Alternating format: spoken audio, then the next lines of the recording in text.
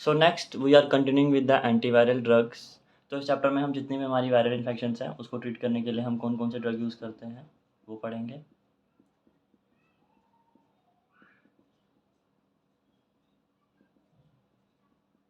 ठीक है, अब वायरल इन्फेक्शंस यानी जो बीमारियां या जो भी इन्फेक्शंस हमारी डिसीजेस वायरस की वजह से होंगी। ठीक है, जैसे हमारी हेपेटाइटिस आ जाती है,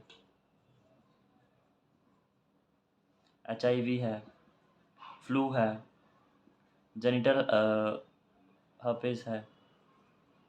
ठीक है, तो ये जितनी भी हमारी वायरल इन्फेक्शन है इनको ट्रीट करने के लिए हम कौन कौन सी केमोथेरेपी यूज़ करते हैं, यानी कौन कौन से एंटीवायरल ड्रग्स यूज़ करते हैं वो हम इस चैप्टर में पढ़ने वाले हैं। तो उससे पहले इसका मैकेनिज्म एक्शन देखने से पहले we will look into the life cycle of virus. ठीक है, तो लाइफ साइकिल के लिए सबसे पहले वायरस हमारी बॉडी में एंटर करेगा। उसके लिए सबसे पहला स्टेप होता है अटैचमेंट। ठीक है, और अगर हम एंटीवायरल यूज़ कर रहे हैं तो वो इसके इसी स्टेप पे जो अटैक करेंगे उसको बोलेंगे फ्यूजन इनहिबिटर्स। ठीक है, सेकंड स्टेप है हमारा एंट्री। अब ये सेल है मेरा, यहाँ पे वो अटैच हुआ, उसके बाद यहाँ से एंट्री लेगा। ठीक है, एंट्री लेने के बाद जीनोम रेप्लिकेशन, यानी अब वायरस जो होता है वो mRNA होगा, पर वो अपने mRNA को DNA में कन्वर्ट करेगा, फिर उस DNA को हमारी DNA के साथ मिक्स करेगा, इनकॉर्पोरेट करेगा, देन अपने mRNA से प्रोटीन्स बनाएगा। फिर वो जो प्रोटीन्स बनेंगे वो इन्फेक्शियस है, क्योंकि उसकी वजह से ये जो वायरस है इसकी जनसंख्या बढ़ती ही जा रही है। ठीक है, तो ये हमारी बॉडी में एंटर किया, then genome replication and gene expression. ठीक है, फोर्थ स्टेप है असेंबली। अब जीनोम रेप्लिकेट हो गया, ठीक है, एक्सप्रेस कर रहा है वो एक जीन को, देन उसके बाद वो इकट्ठा होगा। अब इस सेल में वो अपने आगे पीछे जो उसका जेनेटिक मटेरियल है अपने आप को कन्वर्ट करेगा और वहाँ से बाहर निकलेगा, असेंबली बनाएगा और वहाँ से फटकर बाहर निकल जाएगा, यानी रिलीज। और याद रखना वायरस जो होता है ना, यहाँ पर लिख रहा हूँ, वायरस कोई सेल नहीं है।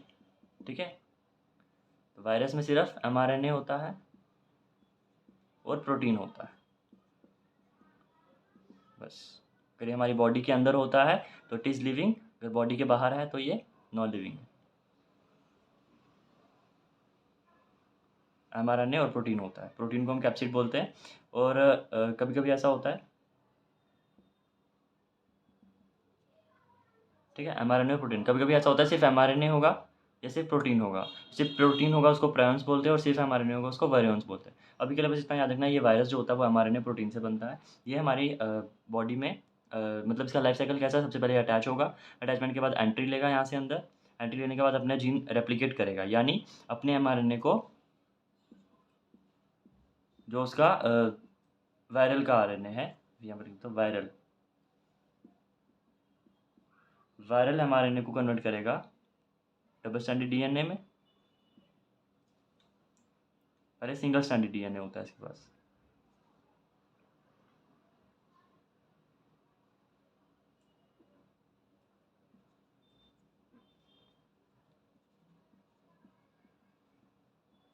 मतलब उसके पास सिंगल स्टैंडर्ड है,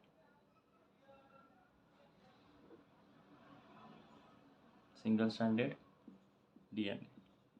वो कन्वर्ट करेगा उसको डबल स्टैंड DNA में, देन उसको करेगा इनकॉर्पोरेट।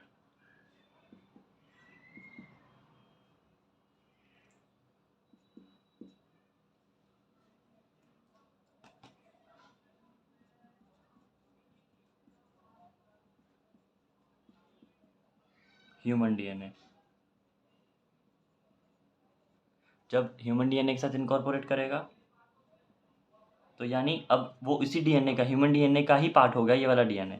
तो अब यहाँ पे वो mRNA अपना बनाएगा और प्रोटीन्स बनाएगा। प्रोटीन्स कौन से, जो वायरस के लिए हैं। अब इन्हीं प्रोटीन से अगेन उसकी बॉडी बन जाएगी, यानी वायरस की जनसंख्या यहाँ से बढ़ जाएगी और वायरस जो है वो बन जाएंगे। ठीक है, तो हम क्या कर सकते हैं, इस प्रोटीन्स को बनने से रोक सकते हैं। ठीक है। इस डीएनए को बनने से रोक सकते हैं, सिंगल स्ट्रैंडेड डीएनए से डबल स्ट्रैंडेड डीएनए, इनकॉर्पोरेशन रोक सकते हैं, यहाँ से अटैचमेंट रोक सकते हैं, ठीक है। तो वो हम स्टेप देखेंगे मैकेनिज्म ऑफ एक्शन में। सबसे पहले बस इतना पता होना चाहिए, जीन रेप्लिकेट करेगा और अपना एक्सप्रेशन दिखाएगा, यानी जो उसका वायरल एमआरएनए है वो सिंगल स्ट्रैंडेड डीएनए में कन्वर्ट होगा, ठीक है, mRNA, then double stranded DNA, then वो इनकॉर्पोरेट करेगा विद ह्यूमन डीएनए, देन अपना एमआरएनए बनाएगा, कौन सा, वायरल वाला। उसके पास सिर्फ एमआरएनए होता है, अब उसने वहाँ से अपने रेप्लिका बनाए, ठीक है, दिस इज कॉल्ड रेप्लिकेशन।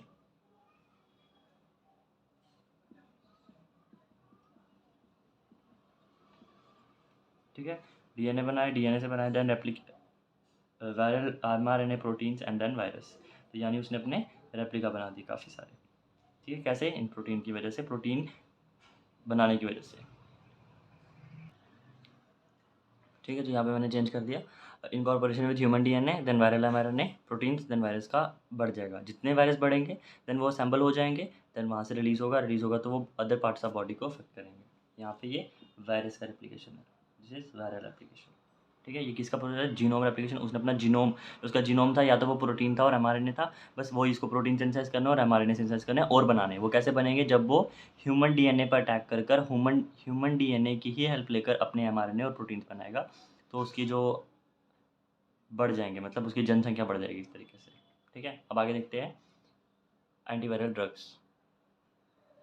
अब यहाँ पर जो हम एंटीवायरल ड्रग्स पढ़ने वाले हैं सब अपने सिलेबस वाले पढ़ेंगे, सिलेबस से बाहर एक भी नहीं पढ़ेंगे। तो सबसे पहला एंटीवायरल ड्रग्स में आता है हमारा, जो हम पढ़ेंगे, इट इज़ एंटी हेर्पेस वायरस, या फिर जो हम फ्लू के लिए यूज़ करते हैं तो एंटी इन्फ्लुएंजा वायरस।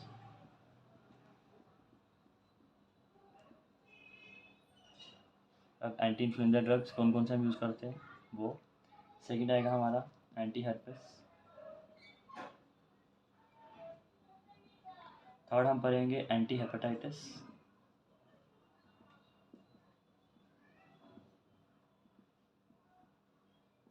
फोर्थ हम पढ़ेंगे एंटी रेट्रोवायरल। तो रेट्रोवायरल थोड़ा सा डिटेल में है, रेट्रोवायरल यानी HIV जो HIV को ट्रीट करने के लिए यूज़ करेंगे। अब एंटी इन्फ्लुएंजा वायरस में सबसे पहले ये याद रखना, जो उसका मैकेनिज्म ऑफ एक्शन है, तो ये फ्यूजन इनहिबिटर्स है, यानी ये फ्यूज़ नहीं होने देते, अनकोटिंग इनहिबिटर्स कह सकते हैं हम इसको। मतलब वो जाएगा लेकिन उसकी अनकोटिंग नहीं होने देंगे, उसको इनिशियल स्टेजेस में ही उसको रोक देंगे। तो ये हमारा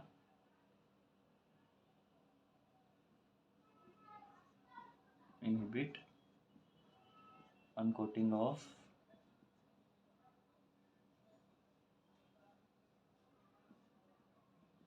वायरस, यानी उसका जो एमआरएनए है वो बाहर नहीं निकलने देंगे। एंटी हेर्पेस में जो हम पढ़ेंगे वो डीएनए पॉलीमरेज को इनहिबिट करते हैं,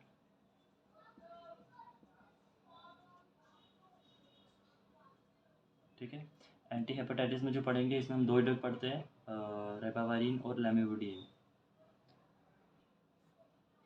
तो दोनों ड्रग, एक तो इसका रेट्रोवायरल क्लास का ये NRTI वो रिवर्स ट्रांसक्रिप्टेज इनहिबिटर है, और दूसरा वाला डीएनए पॉलीमरेज इनहिबिटर है। अभी के लिए डीएनए पॉलीमरेज ही लिख देते हैं, ठीक है। और इसकी आगे क्लास है, यानी इसमें आएंगे हमारे NRTI, फिर हमारा आ जाएगा इंटीग्रेज इनहिबिटर्स, आ जाएगा प्रोटीएज इनहिबिटर्स, ठीक है। इंटीग्रेज इनहिबिटर्स की हमारे सिलेबस में एग्जांपल तो नहीं है, इसे हम नहीं पढ़ेंगे। देन ऐसे इसमें एक फ्यूजन इनहिबिटर्स भी आ जाता है, जो फ्यूज़ ही नहीं होने देता है, ठीक है। तो उसमें ये क्लासेज है। अब हमारे सिलेबस में NRTI है, RTI है और प्रोटीज है, तो हम ये तीन पढ़ेंगे ओके, ठीक है। और एंटी हेपेटाइटिस में एक और ड्रग है जो हमने बोला NRTI क्लास का है, तो वो हमारा रिवर्स ट्रांसक्रिप्टेज इनहिबिटर है। अभी रिवर्स ट्रांसक्रिप्टेज क्या है वो हम आगे पढ़ेंगे, बस इतना याद रखना, अगर मैकेनिज्म एक्शन आ जाता है इन चारों में से किसी का तो बस ये उठा के लिख देना है। एंड इन्फ्लुएंजा वायरस में ये अनकोटिंग, मतलब प्रोटीन की अनकोटिंग नहीं होने देता है, या फिर प्रोटीन और एमआरएनए जुड़ा होगा तो उन दोनों को अलग नहीं होने देता है, एमआरएनए को इनकॉर्पोरेट नहीं होने देता है, सेल में नहीं जाने देता है, ठीक है। तो ये हमारा इनकोटिंग इनहिबिट करता है, या फिर हम इसको लिख सकते हैं यहाँ पे mRNA रिलीज को इनहिबिट करता है।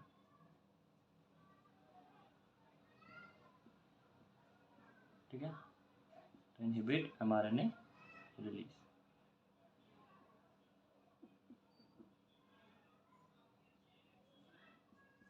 माइनस का मतलब है इनहिबिट। ठीक है, अब देख लेते हैं क्या करके। एंटी इन्फ्लुएंजा में कौन से, एंटी हेरपेस में कौन सा, anti hepatitis, anti retroviral. Mechanism action सबका पता चल गया होगा, इसको थोड़ा सा डिटेल में पढ़ेंगे बाद में। ठीक है, तो सबसे पहला है एंटी इन्फ्लुएंजा ड्रग्स। इसमें बाद 2 ड्रग्स हैं, अमेंटाडिन और इमेंटाडिन। तो सबसे पहले इसका देख लेते हैं मैकेनिज्म एक्शन। इसके 2 मैकेनिज्म एक्शन है।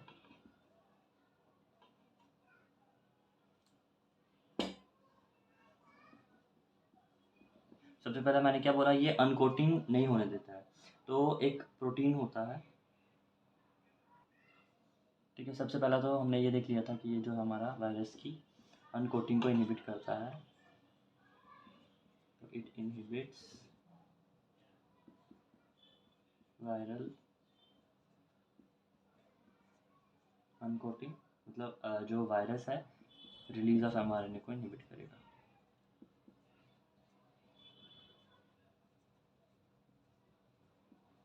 ठीक है, अब करता कैसे है, तो एक M2 प्रोटीन है वायरस में, ये उसके साथ जाके बाइंड कर देगा। ठीक है,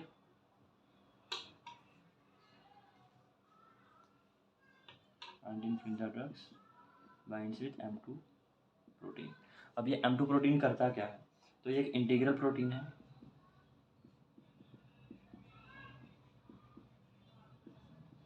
जो एज अ आयन चैनल का फंक्शन करता है। अब हमने इतना पढ़ा था पिछले सेमेस्टर में, इनकी जो आयन्स का फ्लो होता है वो रिलीज़ करता है, मतलब जैसे आयन अंदर जाएंगे तो कोई केमिकल रिलीज़ होगा।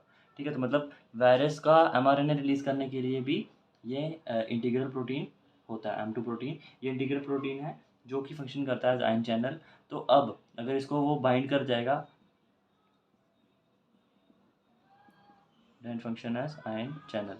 अब जब M2 प्रोटीन के साथ उसने बाइंड किया तो ये जो प्रोसेस है वो इनहिबिट हो जाएगा, यानी इसने ब्लॉक कर दिया M2 चैनल को, M2 आयन चैनल्स को।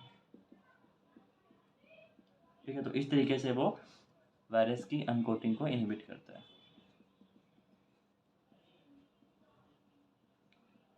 अगर एंटी इन्फ्लुएंजा वायरस आते हैं, एंटी इन्फ्लुएंजा वायरस में 2 एग्जांपल है, एक आता है हमारा रिमेंटाडिन और एक आता है अमेंटाडिन। तो इन दोनों में से जैसे एग्जाम में क्वेश्चन ऐसे ही आ सकता है कि अमेंटाडिन का मैकेनिज्म एक्शन, उसका स्ट्रक्चर लिखो।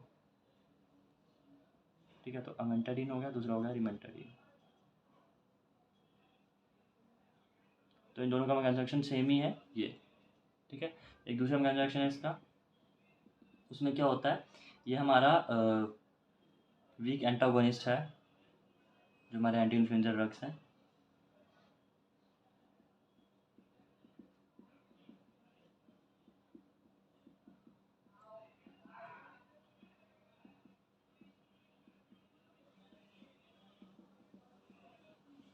NMDA रिसेप्टर,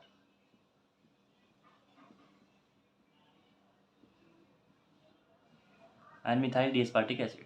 ठीक है, तो अब ये इसके एंटागोनिस्ट है, तो मतलब ये उसकी जगह पर जाकर बाइंड कर जाएंगे। इसका काम क्या था, डोपामिन की सिक्रेशन को कंट्रोल रखना। अब ये क्या करता है, ये इसकी वजह से डोपामिन लेवल जो होता है बढ़ जाता है और डोपामिन का रीअपटेक कम हो जाता है।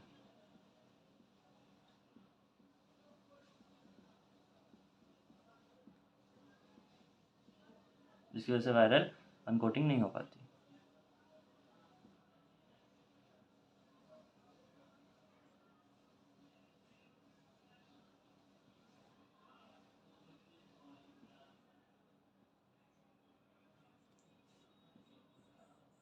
ठीक है, कहने का मतलब ये हुआ कि इसका तो एंटागोनिस्ट था NMDA रिसेप्टर का, लेकिन डोपामिन का तो ये अगोनिस्ट है। तो जो एंटी फ्लू ड्रग्स हैं वो डोपामिन अगोनिस्ट की तरह भी काम करते हैं।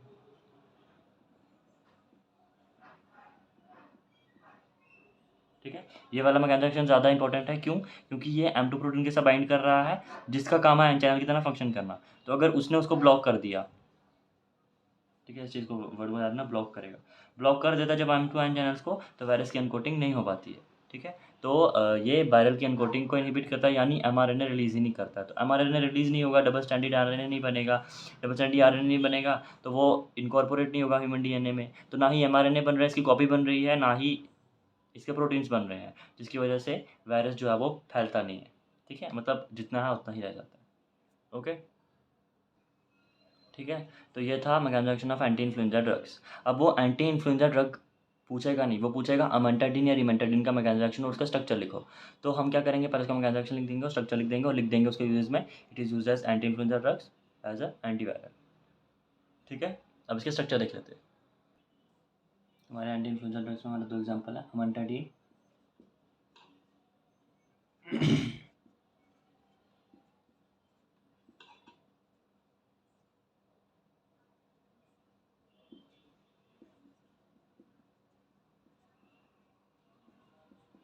अमेंटाडिन एंड रिमेंटाडिन। अब इसमें होता क्या, एक बेंजीनिंग बनानी है सिंपल सी, दोनों में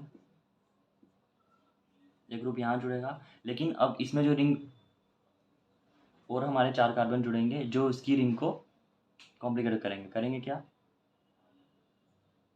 ऐसे,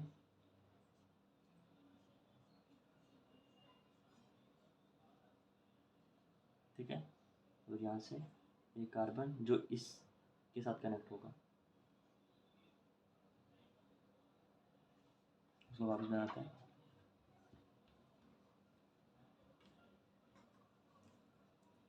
सिंपल एक बेंजीन बनानी है।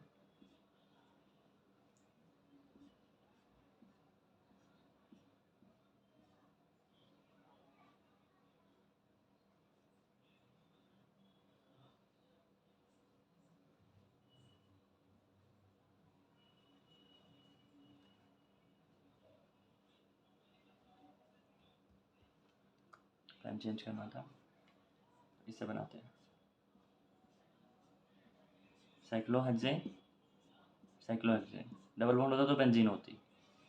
यहाँ से एक कार्बन, वो कार्बन जुड़ा होगा नीचे वाले कार्बन से, अब उस कार्बन को यहाँ से भी कनेक्ट कर देना इसके साथ, और यहाँ से भी कनेक्ट कर देना इसके साथ। बस इस तरीके से बनाना है, सेम यहाँ से इस तरफ ऐसे, यहाँ से ऐसे। यानी अगर हम देखें तो अब सब 6-6 रिंग की रिंग बन गई। यानी अगर मैं इस रिंग को कंसिडर करूँ तो इस रिंग को 1 2 3 4 5 6, ठीक है, 6 कार्बन। अगर इस रिंग को कंसिडर करूँ तो 1 2 3 4 5 6। ओके, नीचे वाली रिंग को कंसिडर करूँ 1 2 3 4 5 6। बीच वाली रिंग को कंसिडर करूँ 1 2 3 4 5 6। तो 4 तरह से हमारा 6 कार्बन की रिंग बन गई। सेम यहाँ पर भी, सेम यहाँ पर भी। अब बस इसमें अलग क्या है, तो यहाँ पर हमारा जुड़ा होता है NH2 अमेंटाडिन में। रिमेंटाडिन में यहाँ पे मेरा CH जुड़ा होगा, उसके साथ NH2 जुड़ा होगा और उसके साथ CH3 भी जुड़ा होगा। बस सिंपल सा स्ट्रक्चर है। या फिर इसको मैंने अगर बॉन्ड लाइन फार्मूला बनाना हो तो इस तरीके से CH3 NH2।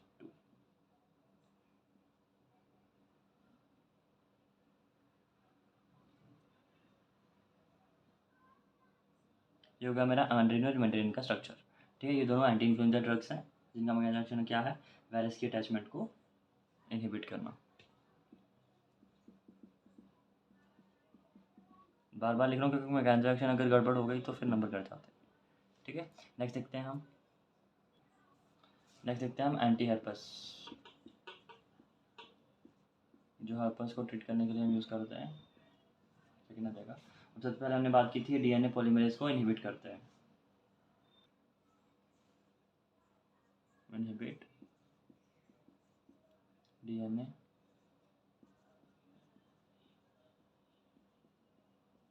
तो उसमें हमारे पास 3 स्ट्रक्चर हैं। पहले नाम लिख देता हूँ क्योंकि अगेन वो नाम से पूछेगा, वो ये नहीं पूछेगा एंटी हर्पस ड्रग्स का मैकेनिज्म बताओ। तो हमारे पास इसमें आता है एसाइक्लोविर,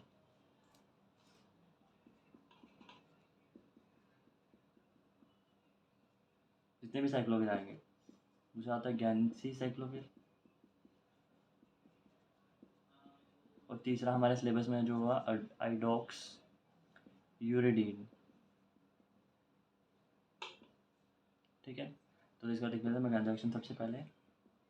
तब होता क्या है, ये इनएक्टिव फॉर्म में होता है। ये जो होता है प्रोड्रग होता है, एसाइक्लोविर हो गया, गैंसिक्लोविर हो गया।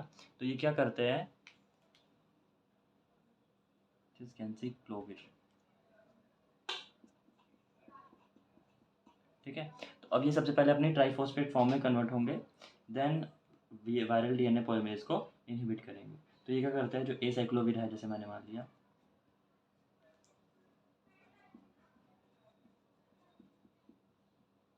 ठीक है, ये लिख देना वहाँ पर भी।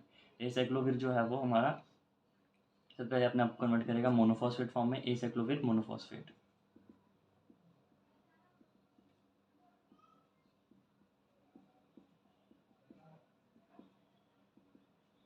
फिर डाइफॉस्फेट में, फिर ट्राइफॉस्फेट में। अब जो उसकी ट्राइफॉस्फेट वाली फॉर्म है वो उसकी एक्टिव है।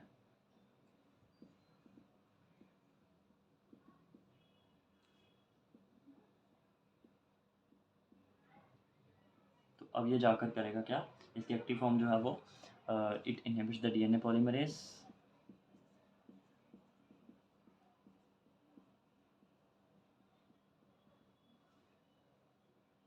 और दूसरा चेन टर्मिनेटर की तरह भी काम करता है ये।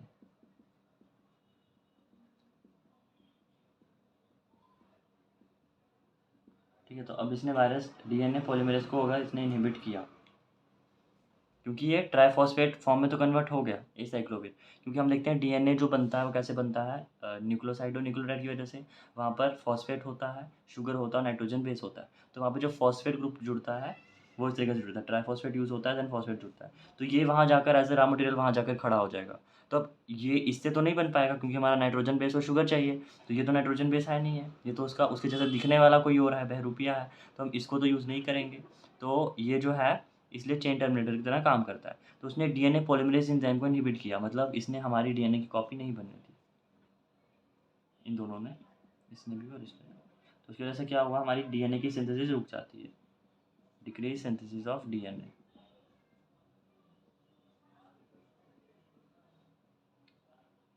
अब जो एंटी हर्पेस वायरस थे, सॉरी एंटी हर्पेस ड्रग्स थे, वो ये काम कर रहे हैं। तो मतलब हर्पेस की जो वायरस है उसका डीएनए बन रहा था, अब उसका डीएनए नहीं बन रहा है, ठीक है। उसका रेप्लिकेशन, उसका ग्रोथ रुक गया है। अब मैं लिखूँगा decrease replication and growth of virus.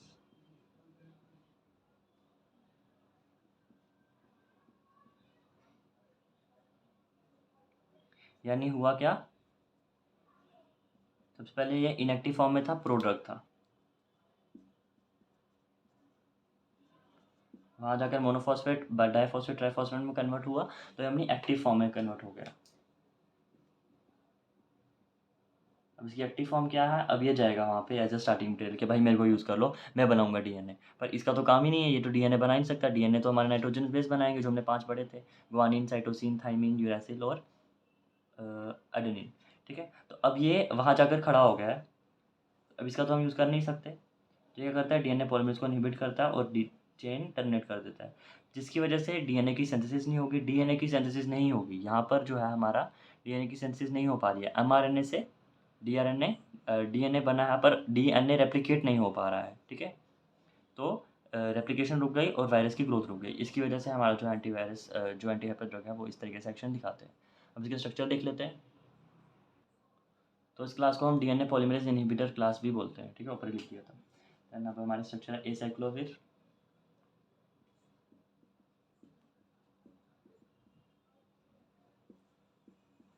गेंसिक्लोविर,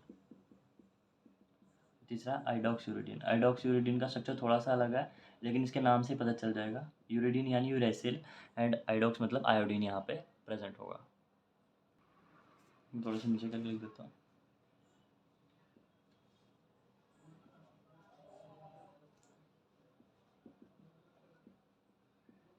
अब स्ट्रक्चर होता कैसे है, तो एसाइक्लोविर और जो गैंसिक्लोविर है और तीसरा आइडॉक्सियूरिडिन, इन दोनों का स्ट्रक्चर ऑलमोस्ट सेम है, आइडॉक्सियूरिडिन का अलग है, ठीक है। लेकिन तीनों जो है मिलते जुलते हैं किसे, नाइट्रोजनस बेस से, नाइट्रोजनस बेस प्लस शुगर। अब यहाँ पर जो एसाइक्लोविर है इसमें जो नाइट्रोजनस बेस और गेंसिक्लोविर में नाइट्रोजनस बेस मिलेगा, दैट इज हमारे प्यूरिन होते हैं और पायरिमिडीन होते हैं। तो यहाँ पे मैं प्यूरिन मिलेगा, प्यूरिन ले रहा हूँ, यहाँ पे मैं पायरिमिडीन मिलेगा। अब प्यूरिन कैसे होता है, नाइट्रोजन फर्स्ट और थर्ड पोजीशन पे, देन आगे इमिडाजोल रिंग अटैच होती है।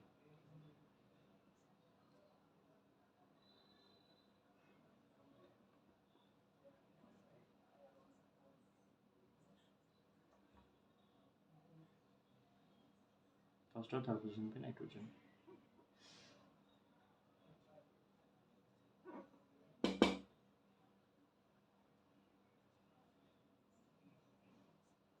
ठीक है। और यहाँ पर एरोमेटिसिटी भी होगी। यहाँ पर हमें डबल बॉन्ड देखने को मिलता है एसाइक्लोविर में, सेम गेंसिक्लोविर में भी होगा।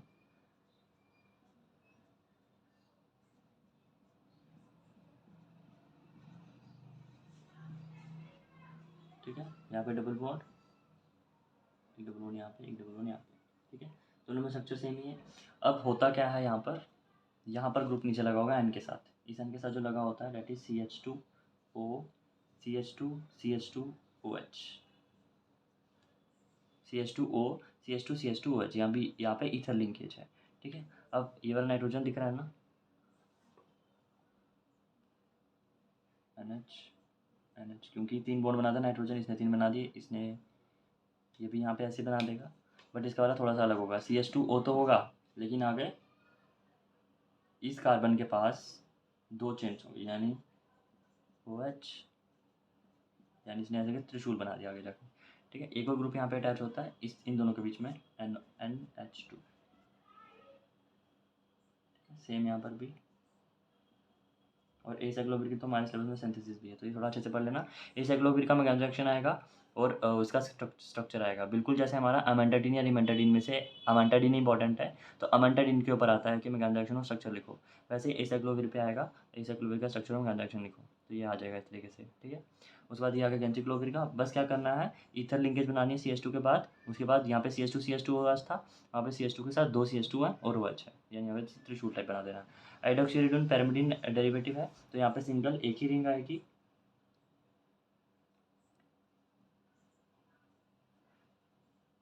ठीक है, एक ही रिंग आएगी, सेम रिंग है, बस नाइट्रोजन उस तरफ घूम गया है। और यहाँ पे ऊपर और नीचे दोनों जगह ऑक्सीजन होगा।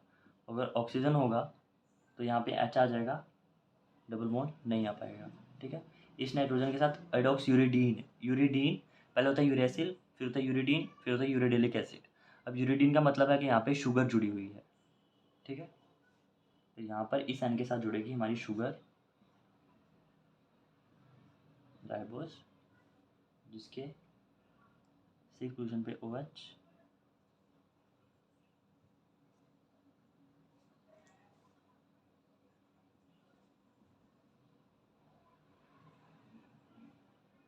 और यहाँ पे भी OH, यहाँ से OH गायब है इसलिए डीऑक्सी शुगर है, ये डीऑक्सी राइबो शुगर।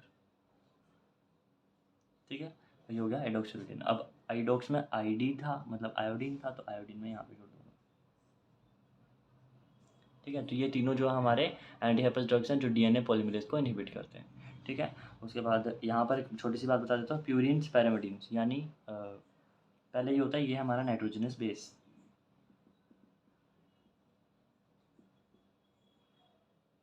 ठीक है, उसके बाद इसमें हम जोड़ते हैं शुगर और फिर इसमें जोड़ते हैं हम फॉस्फेट। तो जब शुगर जोड़ते हैं नाइट्रोजनस बेस में तो बन जाता है न्यूक्लियोसाइड, और जब शुगर के साथ साथ फॉस्फेट जोड़ते हैं तब बन जाता है न्यूक्लियोटाइड।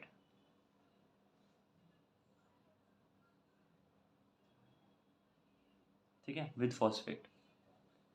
अभी मैंने क्यों बताया यहाँ पे, क्योंकि यहाँ पे आइडोक्सीरिडीन का नाम आया, तो यानी न्यूक्लियोसाइड जो है, जैसे मैंने एग्जांपल लिया यूरेसिल। ठीक है, ये यूरेसिल था, मैंने एग्जांपल लिया, तो यहाँ पे यूरिडीन आया, तो यूरिडीन किसके लिए आएगा, हमारे न्यूक्लियोसाइड के लिए, जब सिर्फ शुगर अटैच होती है।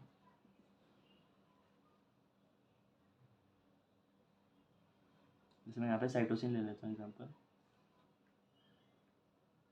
या ग्वानिन ले लेता हूँ। अब ग्वानिन क्या है? एक प्यूरिन है। जब प्यूरिन में शुगर जुड़ता है तो बन जाता है ग्वानिडीन, ठीक है। और उसी ग्वानिडीन में जब हमारा फॉस्फेट जुड़ता है तो बन जाता है ग्वानिडिलिक एसिड।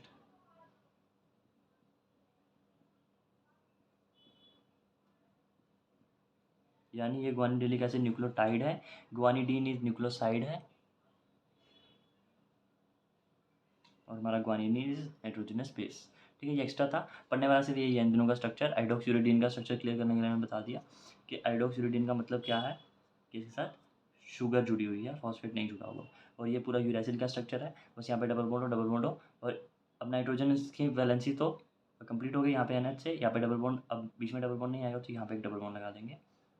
स्ट्रक्चर थोड़ा सा देख लेना, याद हो जाएगा। इसमें डीऑक्सीराइबो शुगर अटैच कर दी, बस इतना याद रखना। और ये pyrimidine का डेरिवेटिव है और ये प्यूरिन का डेरिवेटिव है, ये नीचे वाला एक्स्ट्रा। ओके, ठीक है। थर्ड कैटेगरी है एंटी हेपेटाइटिस वायरस, जो एंटी हेपेटाइटिस वायरस के लिए यूज़ करेंगे। एंटी मतलब अगेंस्ट हेपेटाइटिस वायरस के लिए, तो एंटी हेपेटाइटिस ड्रग्स। तो इसमें हमारा एक तो है हमारे पास लैमिवुडीन,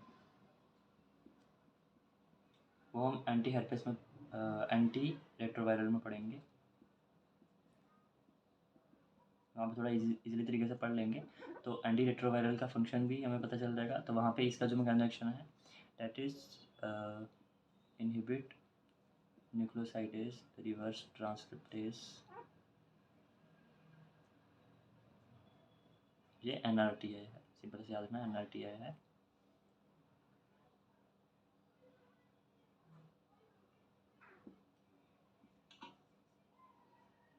हम आगे पढ़ लेंगे। अभी के लिए हमें देखना है कि स्ट्रक्चर दैट इज रेबावायरिन। रेबावायरिन भी हमारा DNA पॉलीमरेज इनहिबिटर है। तो सिंपल वो यही पूछ सकता है कि हमारा रेबावायरिन का स्ट्रक्चर बनाओ और उसका मैकेनिज्म एक्शन लिखो, ठीक है। तो मैकेनिज्म एक्शन के साथ लिखने के साथ साथ यही DNA पॉलीमरेज को इनहिबिट करता है। सबसे पहले वो हमारा ट्राइफॉस्फेट में कन्वर्ट होगा, ट्राइफॉस्फेट से फिर वो DNA पॉलीमरेज को इनहिबिट करेगा। उसके बाद इसका स्ट्रक्चर और उसके बाद इसके यूजेस क्या है वो मैंने ऊपर ही लिख दिया है। Anti hepatitis as a drug इसको यूज़ करते हैं और एंटीवायरल यूज़ करते हैं, ठीक है, वो सब लिख देना। लैमिवुडीन के 3 यूज़ हो गए, एक तो इसका एंटी रेट्रोवायरल है, एक एंटी हेपेटाइटिस है और एंटीवायरल एज अ मतलब यूज़ होता है, ठीक है।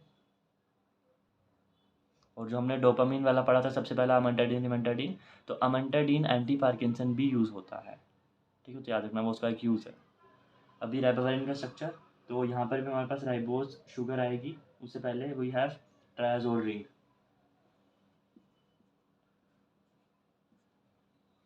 मैंने मान लिया नाइट्रोजन, तो ये मेरे पास ट्रायाजोल रिंग है, एरोमेटिक है, ठीक है। ये नीचे वाला नाइट्रोजन कनेक्ट होगा डायरेक्ट राइबोज शुगर के साथ, यहाँ पे OH OH और यहाँ पे भी OH, यहाँ पे राइबोज शुगर है, यहाँ पे डीऑक्सी राइबोज शुगर, मतलब यहाँ से OH गायब कर देना, ये राइबोज शुगर है, ठीक है। OH OH OH, उसके बाद यहाँ पर एक और ग्रुप अटैच होगा amide, that is C double bond O,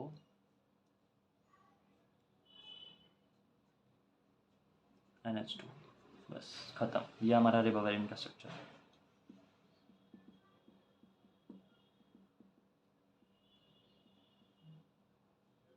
ठीक है। तो ये भी वहाँ जाकर खड़े हो जाता है कि भाई मेरे को यूज़ करो, तो हाई फार्म मेम्बर्ड है सबसे पहली बात, वो जिसके ऊपर अमाइड लिंकेज भी है, तो वो थोड़ा सा इनहिबिट करता है DNA पॉलीमरेज को, बस इतना याद रखना, DNA पॉलीमरेज को इनहिबिट करता है, यूज़ होता है एज एंटी हेपेटाइटिस ड्रग, और इसका स्ट्रक्चर हो गया, ठीक है। लैमिवुडीन वगैरह आगे पढ़ते हैं एंटी रेट्रोवायरल में। नाउ ये हमारी लास्ट क्लास है, 4th क्लास।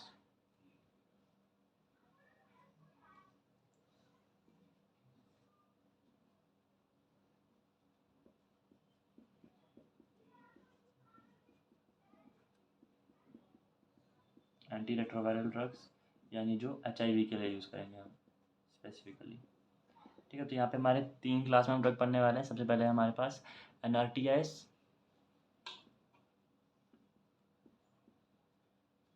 उससे पहले सबका मैकेनिज्म एक्शन देख लेते हैं। तो यहाँ पे जो एंटी रेट्रोवायरल है इसका मैकेनिज्म एक्शन थोड़ा सा अलग है। यानी इसमें रिवर्स ट्रांसक्रिप्टेज इनहिबिटर्स आएंगे और प्रोटीज इनहिबिटर्स, इंटीग्रेज इनहिबिटर्स आएंगे। ठीक है, तो सबसे पहले आया मेरा वायरस।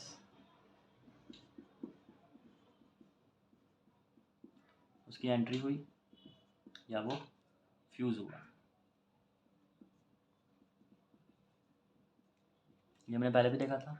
अब होता क्या है, वायरस आया बॉडी में, उसकी अनकोटिंग हुई। अनकोटिंग को भी इनहिबिट कर रहे थे हमारे second class, that is anti herpes virus. Virus uncoating, uncoating के बाद वायरल mRNA रिलीज हुआ इनटू द सेल।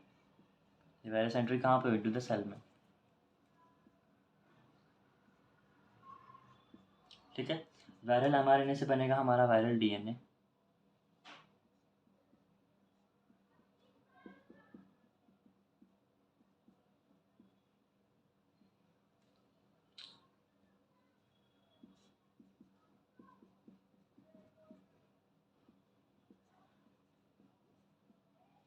ठीक है, अब इस वायरल DNA बनाने के लिए हमारा यूज होता है रिवर्स ट्रांसक्रिप्टेज एंजाइम।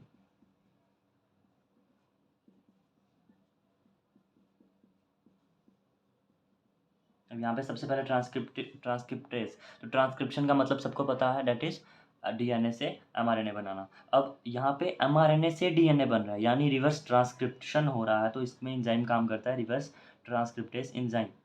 ठीक है, रिवर्स ट्रांसक्रिप्टेज एंजाइम बनाता है वायरल DNA। अब ये वायरल DNA, अब इसकी होगी इंटीग्रेशन। इंटीग्रेशन यानी अब ये हमारा इनकॉर्पोरेट कर जाएगा, जैसे हमने पहले बात की थी, इंटीग्रेशन विथ होस्ट DNA। अब जब ह्यूमन DNA के साथ ये इंटीग्रेट हुआ, अब यहाँ पे इसने अपने mRNA बनाए, यहाँ पे लिख रहा हूँ।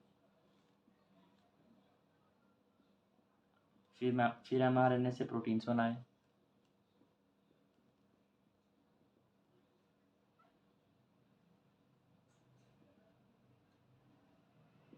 This is viral mRNA, this is viral proteins. ठीक है, उन वायरल प्रोटीन्स मतलब जो HIV प्रोटीन्स थे वो रिलीज हुए and matured. Release and maturation, दिख रहा ना।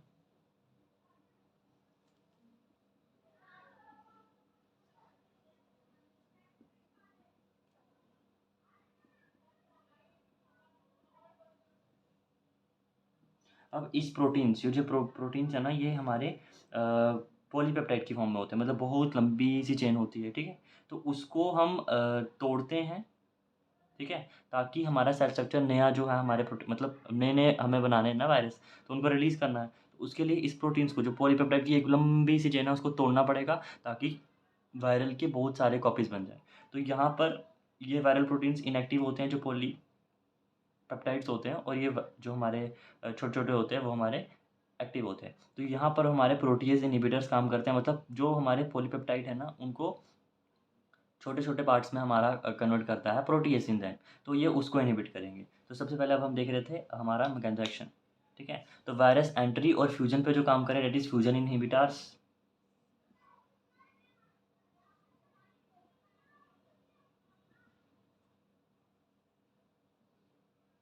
दूसरे आते हैं अनकोटिंग पे, जो वायरस अनकोटिंग को इनहिबिटर कर रहे हैं।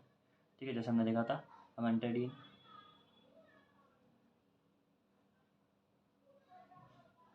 ठीक है, फिर हमारा reverse transcriptase viral mRNA viral DNA में कन्वर्ट हो रहा है। तो यहाँ पे हमारे दो तरह के एंजाइम काम करेंगे, एक हमारे NRTase और एक NNRTase, यानी न्यूक्लियोसाइड रिवर्स ट्रांसक्रिप्टेज इनहिबिटर्स। ठीक है, इस प्रोसेस को इनहिबिट करेंगे। और दूसरे हमारे पास NNRTase, यानी नॉन न्यूक्लियोसाइड, जिनका स्ट्रक्चर न्यूक्लियोसाइड की तरह होगा नहीं, लेकिन फिर भी वो इनहिबिट करेंगे। ठीक है, उसके बाद इंटीग्रेशन, तो इंटीग्रेशन को इनहिबिट करेंगे हमारे इंटीग्रेस इनहिबिटर्स।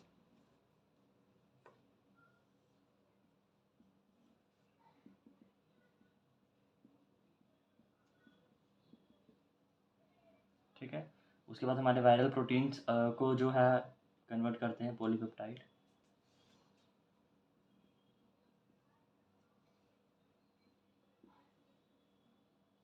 पॉलीपेप्टाइड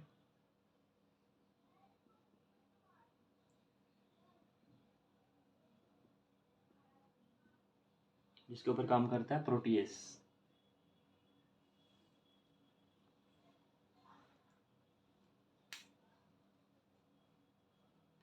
प्रोटीएस काम करेगा तभी वो रिलीज होंगे एंड मैच्योर होंगे।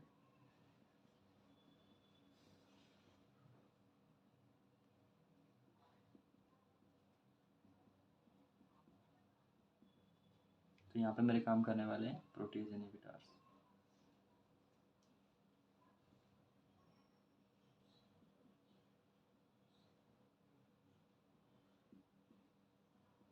ठीक है, ठीक है। तो ये मैंने थोड़ा सा वापस बना दिया। तो यहाँ पर हमारे फ्यूजन इनहिबिटर्स काम करेंगे।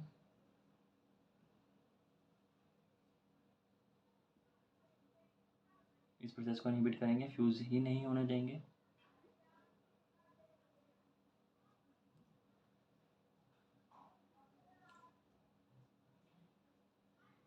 फिर हमने नेक्स्ट क्लास देखी थी अनकोटिंग को इनहिबिट करते हैं, वो हमारा था अमेंटेडिन।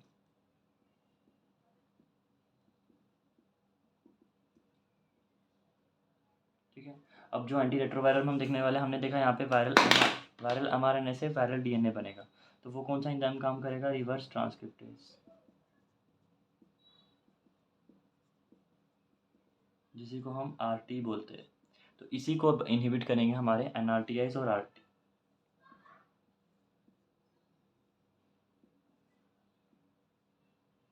तो एनआरटीआईज यानी न्यूक्लियोसाइड रिवर्स ट्रांसक्रिप्टेज इनहिबिटर्स, दूसरे NNRTs non nucleoside reverse transcriptase inhibitors. यहाँ पर काम करेंगे हमारे इंटीग्रेस इनहिबिटर्स।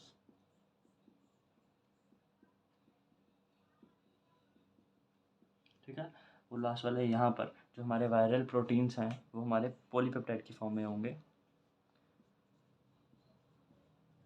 तो उनका टूटना ज़रूरी होता है। ठीक है, तो यहाँ पे हमारे काम करेंगे प्रोटीएज इनहिबिटर्स।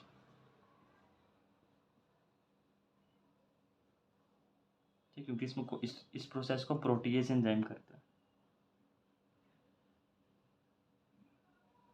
ठीक है, तो ये हो गया हमारा एंटीरेट्रोवायरल ड्रग्स का मैकेनिज्म ऑफ एक्शन।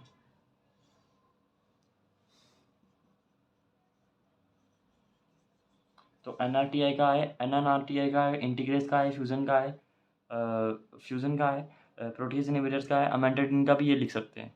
ठीक है, तो ये सब का मैकेनिज्म ऑफ एक्शन है, यही लिख देना पेपर में। फिर तो सबसे पहली क्लास हमारी एनआरटीआई,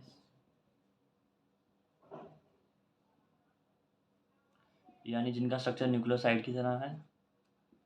न्यूक्लियोसाइड कुछ भी हो सकता है, यानी हमारा यूरिसेल, यूरेसिल, थाइमाडीन, ग्वानिन, साइटोसिन, एडेनिन, उन पांचों में से कुछ भी उसके साथ शुगर जोड़ देंगे तो बन जाएगा न्यूक्लियोसाइड। ठीक है, पहले बताया मैंने। तो न्यूक्लियोसाइड रिवर्स ट्रांसक्रिप्टेज इनहिबिटर्स। अब इसमें हमारे सिलेबस में 4 ड्रग्स हैं, चारों को एक ही साथ बना देते हैं। दैट इज जिडोवोडिन,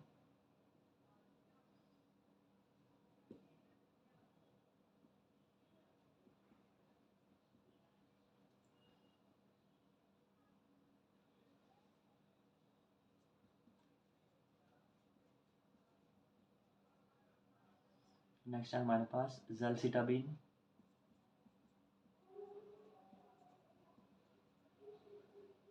ठीक है। तीसरा हमारे पास लैमिवोडिन। पहले इन तीन का बना देते हैं, तीनों का एक जैसा ही है बिल्कुल। तो तीनों में जो हमारी पैराडीन रिंग है। ठीक है, तो यहाँ पर मैं लिख रहा हूँ तीनों जो है वो पैराडीन वाले हैं। एक रह गया वो प्यूरिन वाला है। तो तीनों में सबसे पहले पैराडीन रिंग बना देंगे इस तरीके से।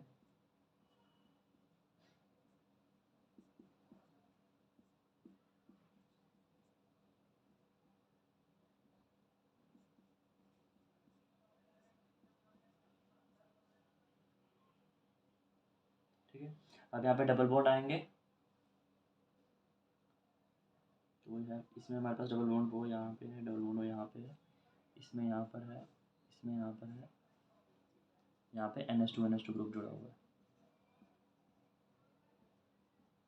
ठीक है, ज़ैलसिटाबिन में और लैमिवोडिन में। अब यहाँ पे NH2 ग्रुप जुड़ गया तो यहाँ पे मतलब रिंग एरोमेटिक हो जाएगी। बट यहाँ पे ये कार्बन 4 ही बॉन्ड बना सकते, तो यहाँ पे एरोमेटिक नहीं होगी, यहाँ पे एक ही डबल बॉन्ड आएगा, यहाँ पे दो आ जाएंगे। ठीक है, अब यहाँ पर हमारी जुड़ेगी शुगर, तो इस नाइट्रोजन पे जुड़ेगी,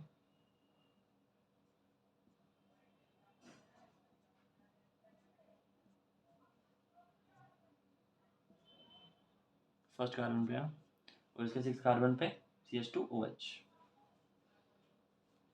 वही सब में सेम ही है।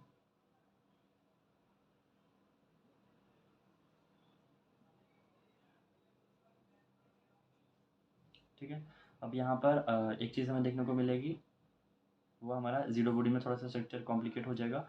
यहाँ पर इस पोजीशन पे हमें ट्रिपल N देखने को मिलेगा, यानी यहाँ पर मेरा ग्रुप जुड़ा होगा, N जुड़ा हुआ N के साथ और अगेन N, इसमें एक नेगेटिव चार्ज है, एक पॉजिटिव चार्ज है, डबल बॉन्ड के साथ जुड़े हुए हैं तीनों। ठीक है,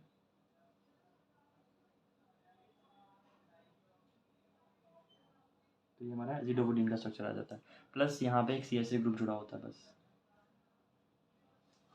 अब भाई इन दोनों का स्ट्रक्चर भी सिमिलर हो गया, तो यहाँ पर जो हमारी रिंग होती है, राइबो शुगर होती है, यहाँ पे सल्फर होता है। किसमें सल्फर होता है? लैम्यूडिन में।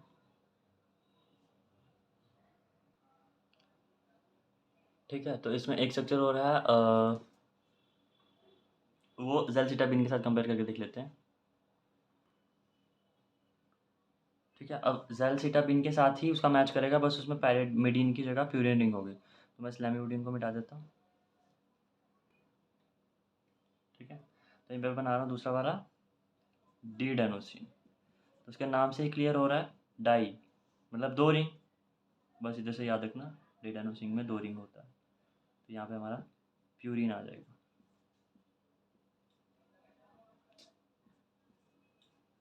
ये हमारा प्यूरिन वाला, ये हमारा पैरिमिडीन वाला। ठीक है, इसमें क्या होगा, सिंपल ये वाली रिंग होगी, बस हम प्यूरिन यहाँ से बनाते हैं, यहाँ से, यहाँ पे N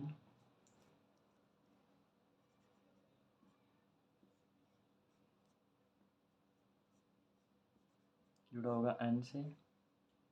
ठीक है, अब यहाँ पर इन दोनों N के बीच में डबल बॉन्ड होता, तो यहाँ पर भी आएगा, सॉरी यहाँ पे डबल बॉन्ड ऊपर आएगा, और यहाँ पे NH2 के साथ अमीडाजोलिन, मतलब इसके इस NH2 ने ये बना दिया रिंग।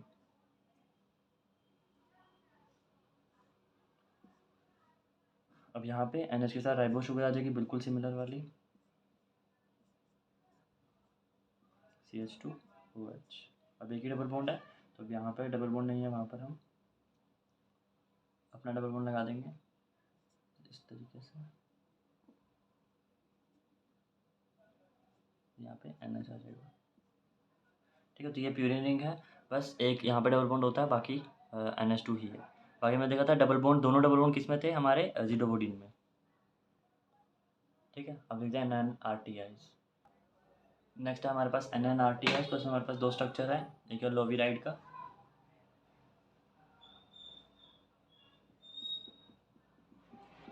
अब ये नॉन न्यूक्लियोसाइड है, मतलब इसका स्ट्रक्चर न्यूक्लियोसाइड की तरह नहीं होगा, तो इसका स्ट्रक्चर याद करना पड़ेगा।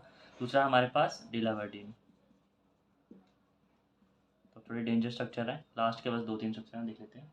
तब यहाँ पर हमने एक कार्बन बनाना है, उस कार्बन में 3 बॉन्ड बनाने हैं, एक बनानी है हमने amide linkage, C double bond NH2, एक उस पर बनानी है बेंजीन,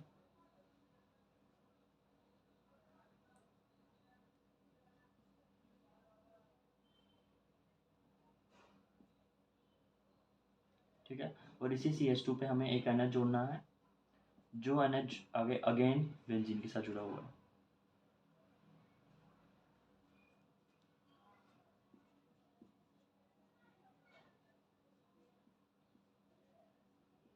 अब बेंजीन पे सब्स्टिट्यूशन है, तो इस CH2 का आगे 3 चक्कर है, अब ये इस बेंजीन ने 2 क्लोरीन रखे हैं अपने पास। ठीक है, कुछ इस तरीके से Cl, और इस वाली बेंजीन ने 2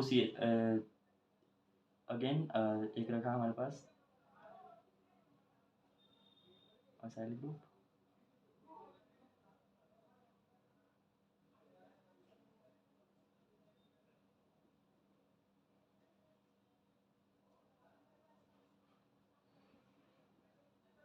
NH2, वैसे इसने रखा है C double bond O but CH, ठीक है, और एक यहाँ पे CH3 इसने रखा हुआ, ठीक है। This structure of fluoride. अब डेलावेटिन का देख लेते हैं। तो डेलावेटिन में सबसे पहले हम बनाएंगे C डबल बॉन्ड O, ठीक है। अब इस तरफ भी जाएंगे और इस तरफ भी जाएंगे। तो सबसे पहले इस तरफ जुड़ी होती है हमारे पास पाइपेराजीन रिंग, इस तरफ जुड़ी होती है पायरोल रिंग। तो वो पायरोल कैसे जुड़ी होगी, NH, ठीक है। अभी जो पायरोल रिंग जुड़ी है ये आगे जुड़ी होगी बेंजीन के साथ, कुछ इस तरीके से। तो ये बेंजो पायरोल हो गया, ठीक है। और ये पायराजीन आगे जुड़ी होगी। अब 2 नाइट्रोजन थे 6 मेंबर रिंग में, अब यहाँ पे 1 नाइट्रोजन होगा, लेकिन ये कुछ इस तरीके से नाइट्रोजन यहाँ पे जुड़ा होगा, ठीक है। देन इस तरफ नाइट्रोजन और इस तरफ एक और ग्रुप जुड़ा होगा, दैट इज सेम। इस तरफ जाएंगे तो यहाँ पर भी नाइट्रोजन जुड़ा हुआ है। अब इस पोजीशन पे जो कार्बन जुड़ा हुआ है, यहाँ पर अगेन नाइट्रोजन जुड़ा हुआ है। अब यहाँ पे और यहाँ पे नाइट्रोजन पे हम थोड़ा सा कंपैरिजन करेंगे, दोनों NH हैं। बस इस तरफ अब ये जो ग्रुप बनाने वाला है वो हमारे पास प्रोपाइल 2 प्रोपाइल, और जो इस तरह बनाने वाला ये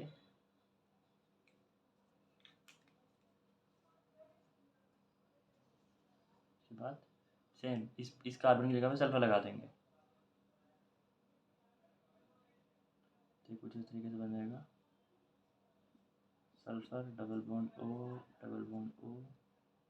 यहाँ पे CH3। तो ये मेरा स्ट्रक्चर हो गया, स्ट्रक्चर ऑफ डेलावेटिन, ओके। अब ये दोनों क्या है हमारे non nucleoside reverse transcriptase inhibitors. ये हमारे पास पहले कार्बोनिल ग्रुप लगाना है, इस तरफ पायरोल बेंजीन, इस तरफ पाइपेराजीन, ठीक है। फिर वो हमारी पाइपेराजीन आगे जोड़ देनी है पाइपेरिडीन के साथ, फिर वो पाइपेरिडीन आगे नाइट्रोजन के साथ, वैसे ये नाइट्रोजन के साथ। तो यहाँ पे आइसोप्रोपाइल ग्रुप जोड़ देंगे और यहाँ पे सल्फर के साथ CH3, ओके। अब लास्ट के 2 स्ट्रक्चर है हमारे पास प्रोटीएस इनहिबिटर में।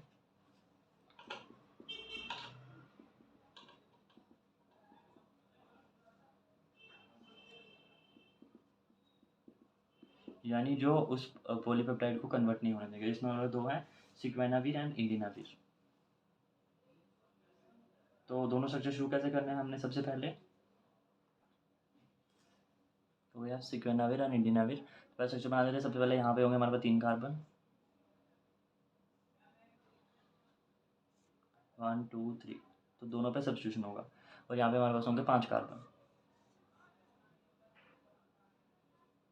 ठीक है। यहाँ पे एक एक छोड़कर सब्स्टिट्यूशन होगा, वहाँ पे सब पे सब्स्टिट्यूशन होगा। अब जो पहले वाला सब्स्टिट्यूशन है इस पे तीसरे वाले कार्बन पे हुआ नाइट्रोजन का, और इस तरफ भी नाइट्रोजन का। अब इस तरफ नाइट्रोजन की रिंग बन जाएगी, यहाँ पे नाइट्रोजन का ग्रुप बन जाएगा। और जो बीच में सब्स्टिट्यूशन है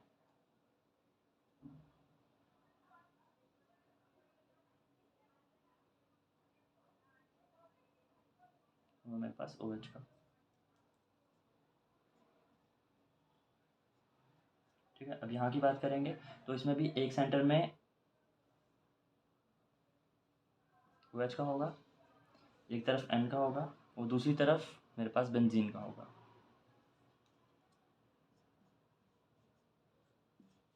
और वही वाली बेंजीन यहाँ पर इसी कार्बन पे, थर्ड वाले कार्बन जो नाइट्रोजन से अटैच है, इस तरफ या उस तरफ जोड़ सकते हैं,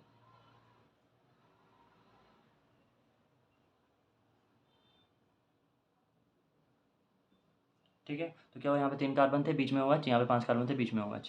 पहले और 5वें कार्बन पे, पहले और तीसरे पे नाइट्रोजन, इसमें पहले पे बेंजीन और 5वें पे नाइट्रोजन, और यहाँ पे तीसरे पे ही नाइट्रोजन और बेंजीन दोनों थे।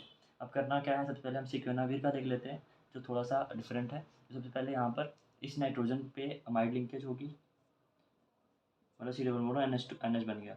अगेन एक कार्बन छोड़कर अगेन अमाइड लिंकेज होगी, मतलब अगेन सेम ग्रुप रिपीट होगा। एक कार्बन छोड़ा, या मेरे पास आया NH, और सी डबल बॉन्ड O।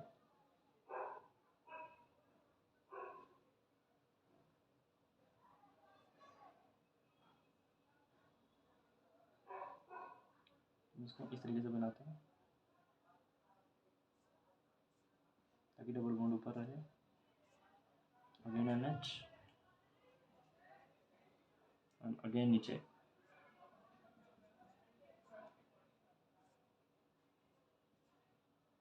दिखने में समझ आ रहा है, NH के बाद डबल बॉन्ड हो, फिर कार्बन छोड़ के NH के बाद डबल बॉन्ड हो, और अगेन एक कार्बन छोड़कर इस तरफ, एक कार्बन छोड़कर डबल बॉन्ड NH2।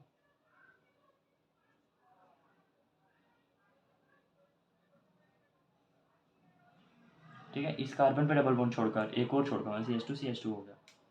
ठीक है, अब इसमें साइड साइड पे ग्रुप जुड़ जाएंगे। ये मैं बना दूंगा NH NH। ये वाला जो नाइट्रोजन है ये कनेक्ट हो जाएगा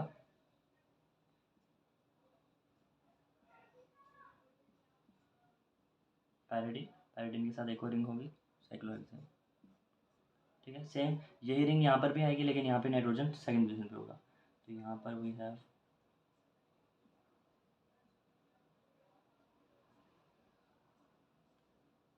और कोई भी डबल बॉन्ड नहीं आएगा, बस थोड़ा सा इसके ऊपर सब्स्टिट्यूशन आ जाएगा। अगेन वही यही वाला double bond NH2, double bond NH जो अभी जुड़ा है हमारे पास 1 2 3 टर्शरी कार्बन के साथ। ठीक है, अब ये होगा मेरा स्ट्रक्चर ऑफ स्क्यूनाविर। अब इंडिनाविर का क्या है, यहाँ पे जो नाइट्रोजन था इसकी मैं पैरामिडिन रिंग पाइपेराजिन रिंग बना दूंगा।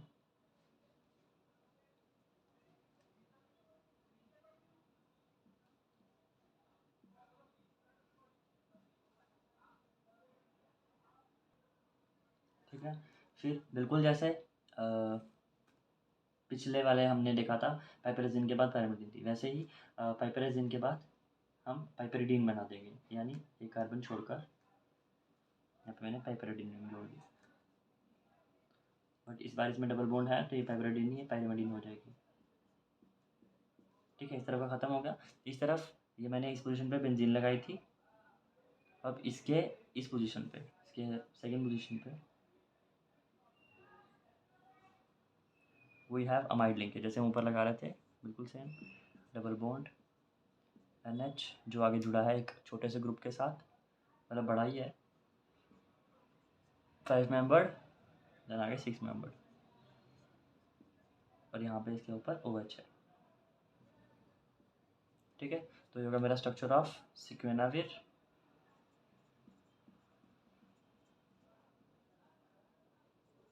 और ये होगा मेरे पास स्ट्रक्चर ऑफ इंडिनाविर।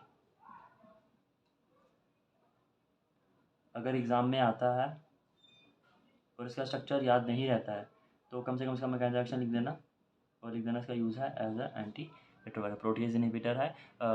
आगे जो है वो पॉलीपेप्टाइड को पॉलीपेप्टाइड रिंग में पॉलीपेप्टाइड चेन होती है उसको वो कन्वर्ट नहीं हो देता, प्रोटीन्स नहीं बना देता है, जिसकी वजह से हमारा वायरल रेप्लिकेशन नहीं हो पाता। ठीक है, तो ये था हमारा एंटी वायरल ड्रग्स के बारे में। Okay, thank you so much.